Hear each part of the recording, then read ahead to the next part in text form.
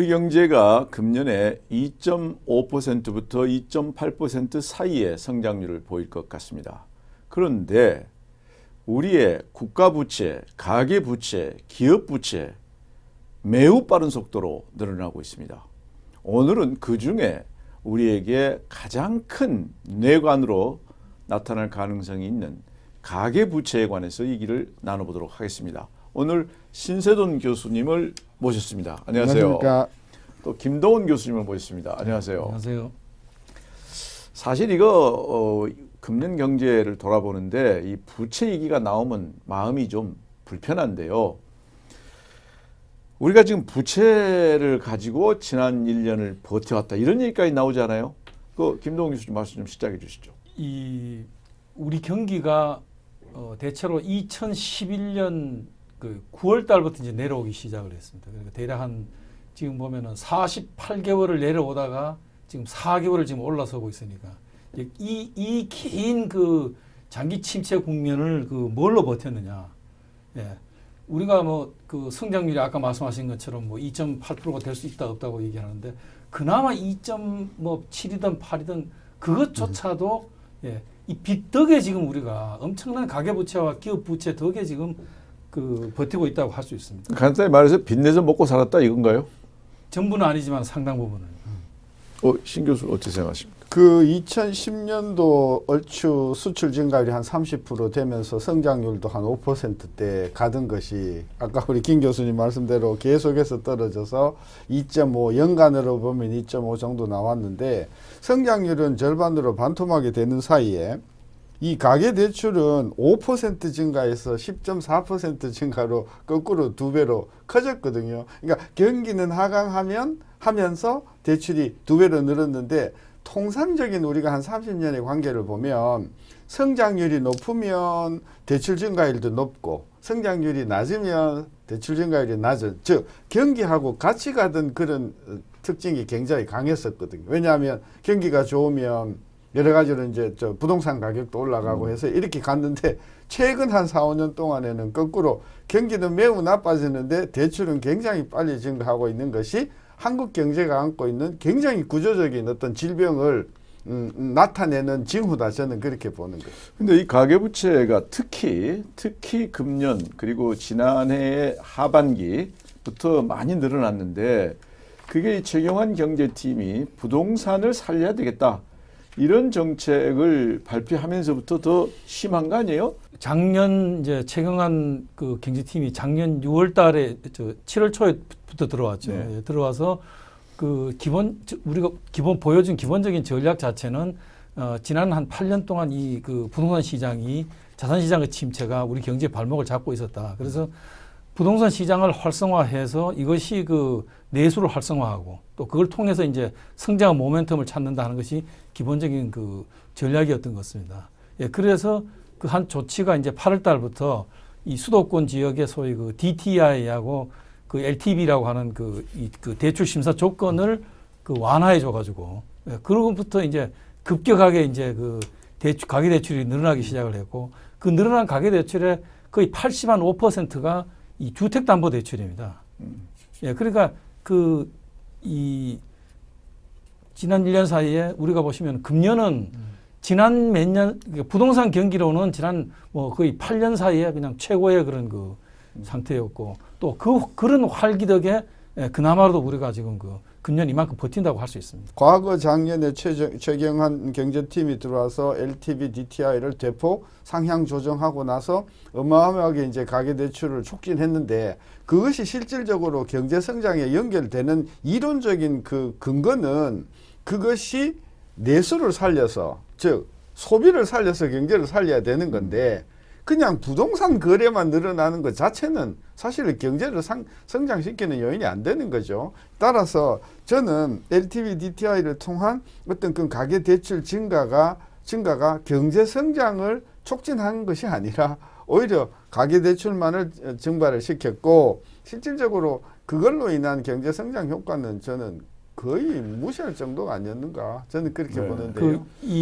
그 부채주도 그 성장론의 명분이 소위 나온 말이 그 마중물이라는 게 있지 않습니까? 네. 우리가 펌프할 유수할 때 이제 물을 조금 부어서 펌프질을 하면 더 큰 물을 이제 끌어내는 이제 그런 거였는데, 그러니까 작년 7월 말에 비해 가지고, 그러니까 이런 그 지금 경제팀이 이런 그 부동산 경기를 촉진하기 전에 비해 가지고 금년 10월 말까지 가계대출은 은행에서만 92조 6천억이 늘어났습니다. 이 주택담보대출이 그중에 84조가 늘어났습니다. 그러면 지난 1년 사이에 그 늘어난 명목소득이 얼마나 되느냐?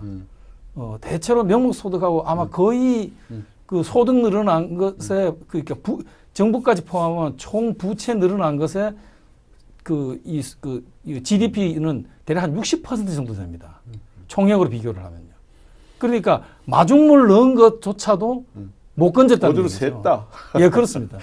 그래 이게 이제 문제가 되는 것은 정부가 경제정책의 수단으로 그렇게 돈 빌려서 집 사라 이거는 뭐 할 수도 있다. 그건 소위 유수 정책의 수단으로. 근데 문제는 뒷감당인데 현재 지난해 그 2015년에 가계부채가 늘어난 그 금액이 한 110조 정도 될 걸로 보고 이게 이제 연말까지는 1200조 갈 걸로 보는데 이게 구조적으로도 문제가 있고 절대 규모로도 문제가 있잖아요. 그러죠. 우선 절대 규모 면에서는 우선 김동훈 교수께서 어느 정도의 지금 상황인지 좀 말씀해 주시죠. 정확하게 그 빚이 얼마나 되면 위험하다고 하는 거는 정말 그런 기준은 없습니다. 하지만 국제적으로 대체로 봐서 그러니까 총량으로 따져가지고 이 가계부채 잔액이 이게 국민소득의 대체로 70%가 넘어서면은 위험하다고 지금 봅니다. 예, 그러면서 금년에 우리가 지금 그 한계선을 지금 넘어섰거든요. 예, 이제 그런 점에서 문제가 있고 국제적으로 따져봐도 저희가 지금 우리나라가 굉장히 높은 수준에 있습니다. 표를 보면은 우리가 거의 가장 높은 수준, 미국보다도 높고 우리가 염려를 많이 했던 그리스보다도 훨씬 높은 그런 통계 수치를 지금 볼 수가 있는데 결국 절대적으로 보면은 연말까지 1200조 정도 이렇게 보고 있지 않습니까? 그런데 더 들어가서 구조가 문제 아니에요?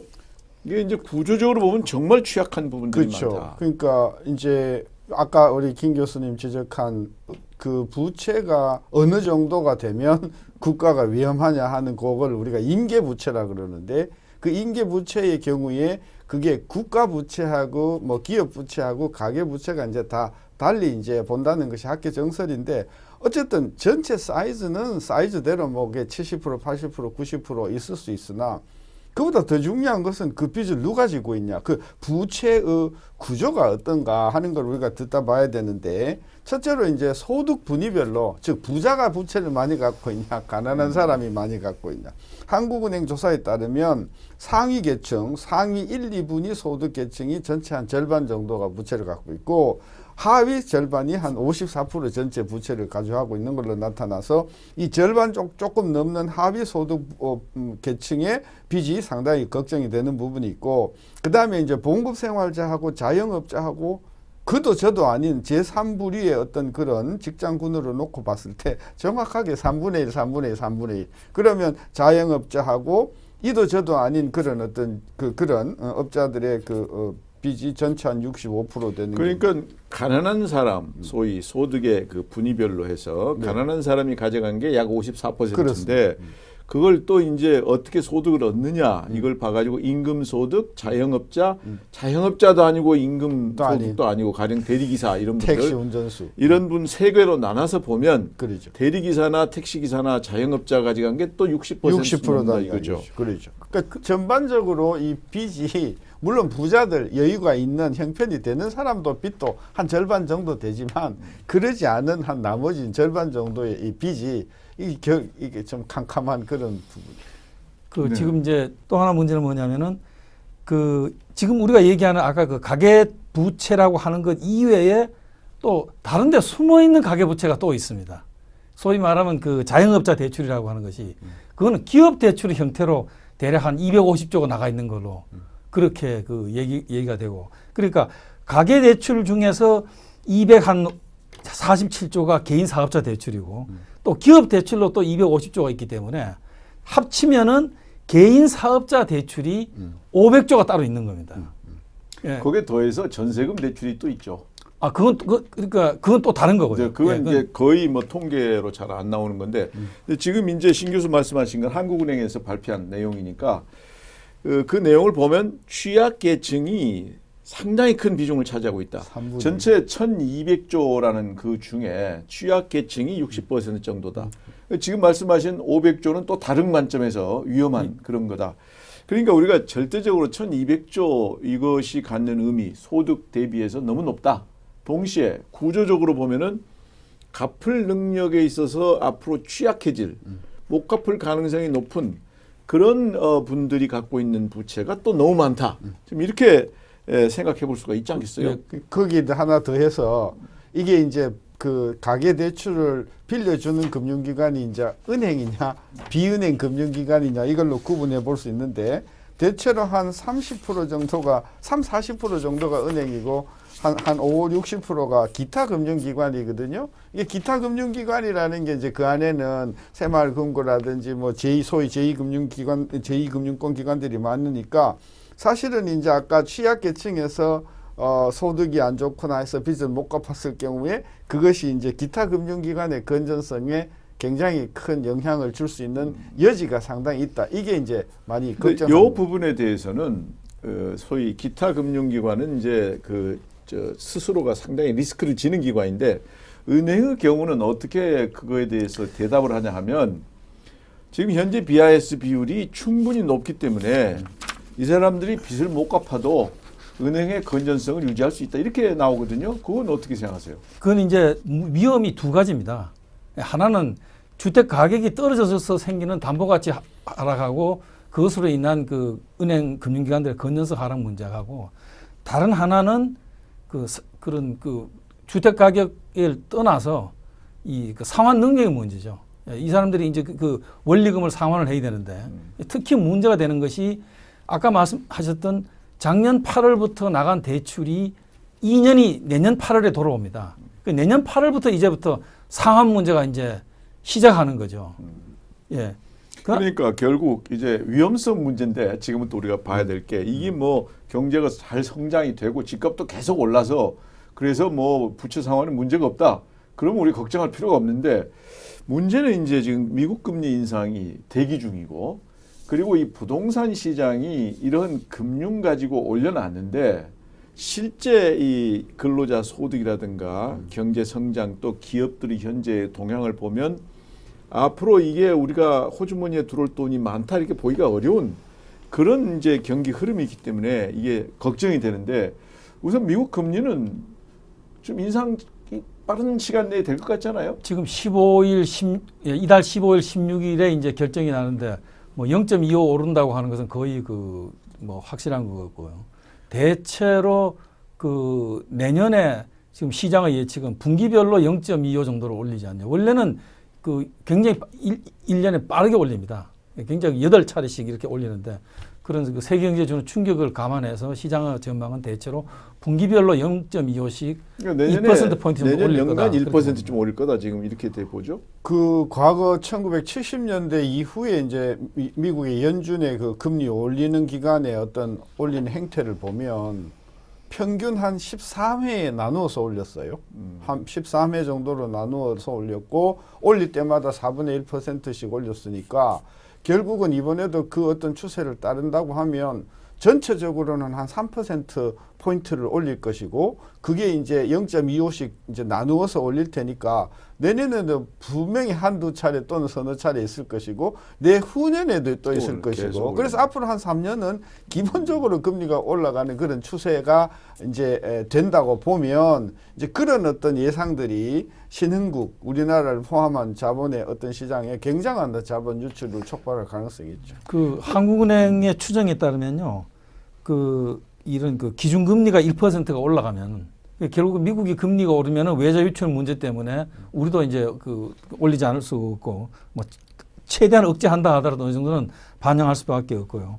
우리나라 기준금리가 1% 포인트가 올라가면은 약 그 10만 가구, 2%가 올라가면 약 26만 가구가 그 부실 위험에 직면한다고 그렇게 그 한국은행 분석하고 그건 있습니다. 한국은행의 분석은 단순한 이 금융 측면에서 보는 건데 만약에 부동산 가격이 떨어지는 게 겹치면 이거보다 훨씬 더 심각하겠죠. 예, 지금 이 아까 말씀드린 제일 위험한 거는 소득 계층에 따라서 이제 저소득 계층의 부담도 이제 문제가 되겠지만 아까 말씀드린 이렇게 장기 경기가 이렇게 침체하는 상황에서 소위 개인 사업자 이렇게 자영업자들의 이 한 500조에 가까운 그 대출을 이걸 어떻게 견뎌내느냐 하는 문제하고요. 다른 하나가 제일 위험한 게 이 다중 채무자입니다. 예, 이 중에 또 상당히 겹칩니다만은 이거 보시면은 금년 6월 말 현재로 344명, 즉 다중 채무자라고 하는 거는 은행을 포함해서 3곳 이상의 금융기관으로부터 돈을 빌린 사람을 이야기를 하고요. 이게 이분들이 344만 명이고 금액으로는 348조입니다. 즉 전체 가계부채의 3분의 1에 해당합니다. 그러니까 미국이 만약 금리를 인상한다. 내년에도 할 거고 과거 경험으로 내후년에도 할 건데 그렇게 되면 우리 국내에도 금리를 인상할 압력을 받을 수밖에 없다. 그것도 이제 제1금융권 은행하고 제2금융권하고가 반응이 다르겠죠. 정부의 어떤 그런 강력한 간섭으로 인해서 은행권의 이자는 어느 정도 적어도 통제가 가능하다고 하면 제2금융권에서 시장금리가 올라가는 것은 별로 통제할 가능성이 없고 우리 빚이 대체로 제2금융권에 많이 쏠려 있고 그 사람들이 자영업자 내지는 기타 부류의 어떤 직업군에 속한다고 하면 의외로 그 금리 상승 충격이 그쪽에 그러니까 저소득층에다가 한계 기업의 어떤 그런 부분에 부채에 영향을 줄 수가 있어서 제2금융권의 어떤 건전성에 굉장한 타격이 오면서 상당히 충격을 줄 가능성이 있다고 보는 거죠. 그러니까 우리 부채를 상환하는 분의 입장에서 지금 주택담보대출을 많이 빌려갔는데 금리가 지금 상당히 낮은 수준에 있잖아요. 근데 미국 금리 인상에 따라서 우리도 국내 금리도 인상하게 되면 이분들의 갚을 능력에 이제 문제가 생길 수 있다. 지금 그렇게 보는 거죠. 예. 그래서 한국은행에서 1%를 인상하게 되면 뭐 10만 가구 뭐 이런 게 나왔는데 연결된 사항이 그러면 경기가 이게 좋아질 전망은 없나? 경기가 만약 좋아지면 우리 소득이 올라가기도 하고 일자리가 많이 늘어나기도 하니까 좀 나을 텐데 경기 전망이 지금 좀 안 좋은 걸로 보죠. 어떠신 교수 어떻게 보세요? 일단은 뭐 수출 우리 경제에서 거의 뭐 그냥 수출만 놓고 보면 GDP의 50%가 넘으니까 수출 놓고 보면 수출 내년도에도 마이너스 간다는 거의 확실하고 그래서 그러면 수출은 어렵다고 하면 내수도 이제 소비하고 이제 그 투자를 넣고 보면 투자는 모르겠어요. 근데 소비는 뭐 금년보다 더 나아질 그런 기미가 없지 않습니까? 결국은 관건은 투자인데 이 투자가 기업 쪽에서 얼마만큼 적극적으로 투자를 할 것인가 그건 또 두고 봐야 하는 결론적으로 이야기하면 수출 조금 더 안 좋고 그다음에 내수 안 살아난다고 하면 적어도 확실한 것은 금년보다도 내년 경제가 좋아진다라고 하는 근거는 없다. 그래 놓고 보면 미국의 금리 상승이 세계 경제를 얼마만큼 추가적으로 타격을 주고 국내 금융시장이 얼마만큼 금리 상승을 유발하냐에 따라서 오히려 내수 쪽에서 굉장히 금년보다 더 나빠질 가능성이 있죠. 연관된 게 부동산인데 지금 부동산이 계속 올라갈까요? 지금은 괜찮은 것 같은데. 부동산에 관련된 많은 지표들을 보면은 거의 작년 대비해 가지고 예를 들면은 그 주택 인가 건수를 보면은 25년 내 최고입니다. 그리고 대부분의 지표가 작년보다 50% 이상입니다. 이거 과열이죠. 그리고 금년에 분양된 그 아파트의 40%가 이미 전매가 됐어요. 이 과열의 조짐이 분명한 거죠. 40%가 전매됐어요. 전매가 된 걸로 나와 있습니다. 예, 그래서 이런 이 과열을 부동산 시장에 큰 어떤 그런 팔고 싶은 사람 팔게 하고 사고 싶은 사람 사게 하는 그런 효과는 있었습니다만은 이런 상태를 내년에 끌어갈 수 있느냐? 정부 스스로도 이 문제에 대해 가지고 위험이 있다고 생각을 해서 특히 집단 대출 부분에 좀 억제가 진정이 필요하다. 예, 그런 입장인데 지금 문제는 그거죠. 지금 풍선하고 똑같습니다. 풍선을 불만 지금 불면 그다음 문제가 그겁니다. 더 불면 터지는 게 겁나고. 예, 불다가 안 불면 풍선이 그냥 쭉 꺼져버리죠. 경제적으로 말하면 소위 경착용 문제, 하드랜딩 문제가 발생을 합니다. 예, 그래서 지금 제가 보기에는 내년은 전체적으로 굉장히 답답한 한 해가 될 겁니다. 2016년. 그러니까 더 불 수도 없고 지금과 같은 이런 부채주도 성장을 끌어갈 수도 없고 그렇다고 해서 이걸 여기서 돌아갈 수도 없고. 그러면 부채는 지금 대단히 위험한 수준으로 많이 올라가 있고 구조적으로도 위험한 그런 건데 경기는 앞으로 그렇게 크게 좋아질 것 같지는 않고 또 미국이 금리 인상은 하게 돼 있고 그래서 더 어렵게 만드는데 그렇다고 정부가 뭐 가만히 있지는 않잖아요. 뭐 정부가 뭐 하고 있는 대책 뭐 있죠.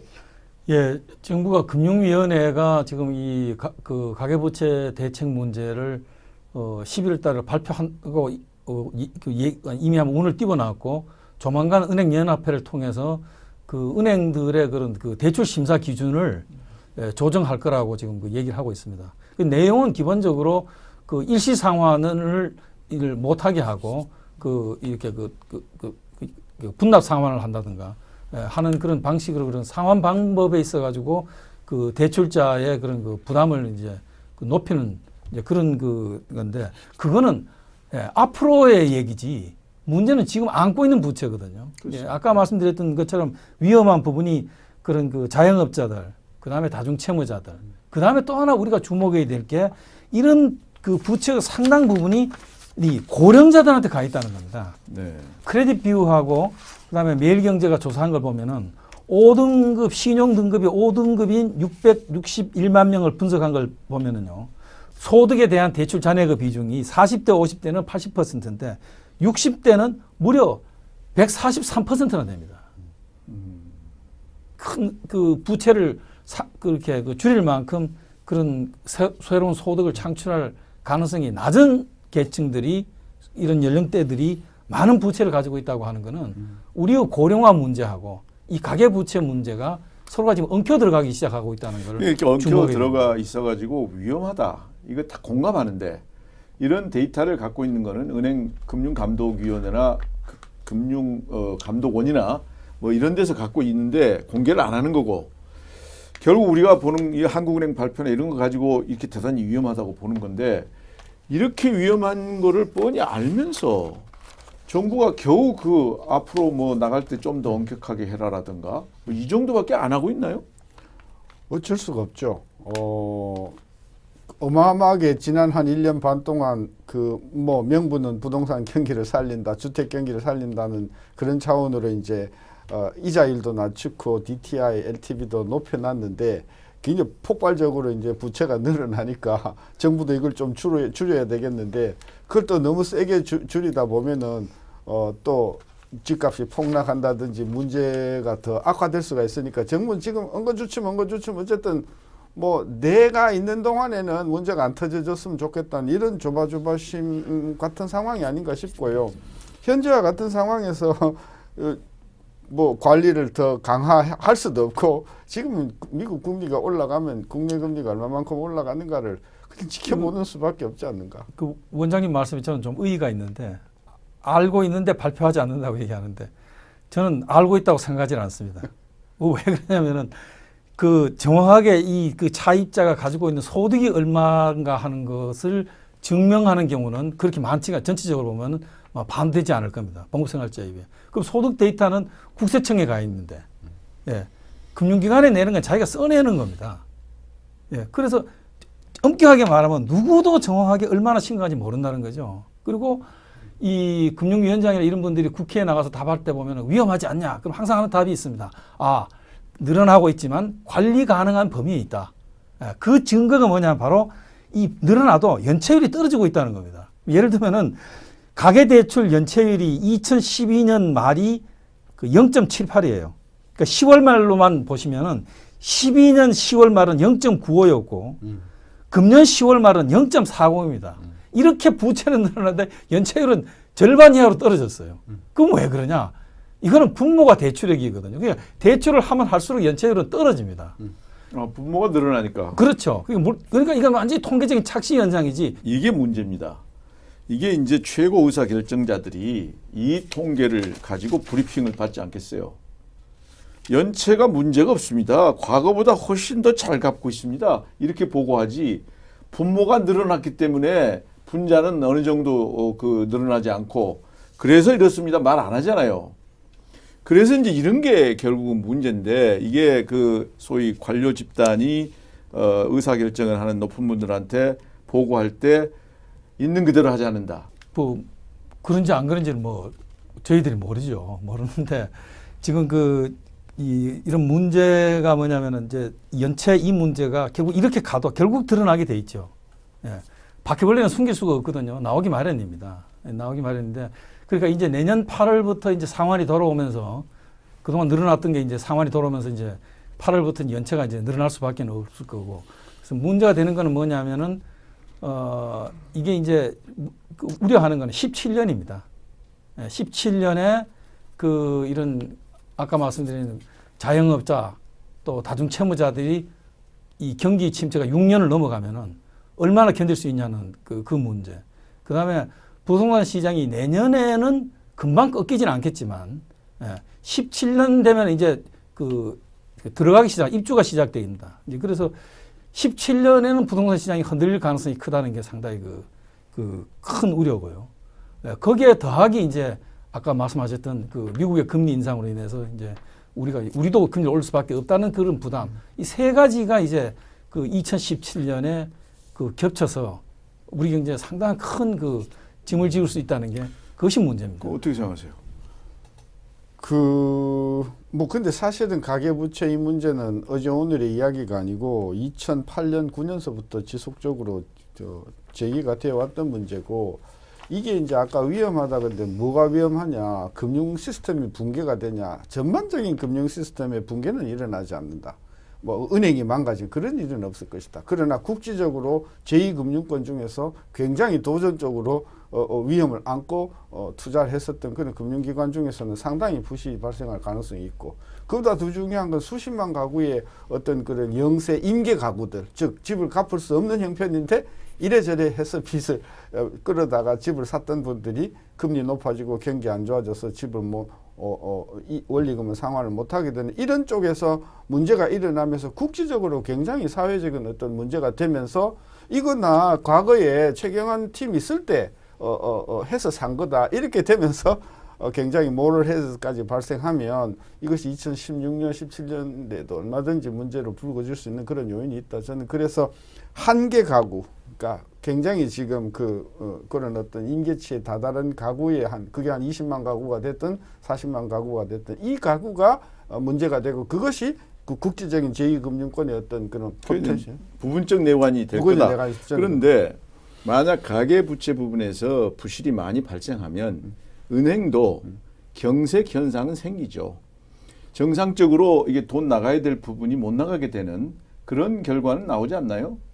이런 우려가 커지면은 가계대출뿐만이 아니고 은행이 전반적인 그런 대출 태도가 기업에 대해서도 그러니까 부실 위험을 안고 불확실성이 커지기 때문에 경색될 수밖에 없습니다. 그래서 제가 보기에는 16년, 17년에 걸쳐서 금리 인상 문제도 있지만 또 하나는 은행의 뭐냐면 어쨌든 언제 터질는지는 모르지만은 시한폭탄이 째깍째깍 간다고 하는 건 느끼고 있으니까요.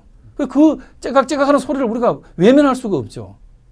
그 불확실성 때문에 조심스러울 수밖에 없고 이것이 경제를 굉장히 하나는 그 문제는 이미 은행권에서 인지를 하고 사실 재작년서부터 은행이 굉장히 소극적으로 가계대출 특히 주택 관련 대출에 있어서는 소극적으로 리스크 관리를 많이 했다는 부분이 하나 있어서 저는 제1금융권 은행보다도 제2금융권에서 훨씬 더 문제가 발생하는 여지가 크고 둘째는 만에 하나 은행권에 그런 문제가 발생했다고 하더라도 2008년도 9년도에 있었던 미국의 서프라임 모기지 케이스에서 봤듯이 중앙은행의 역할이라는 것을 또 그때는 물론 비상적인 상황이지만 얼마든지 그 당시에 2008년도에 미국의 부동산 시장에서는 가치가 그냥 몇 달 사이에 30% 이상 꺼졌거든요.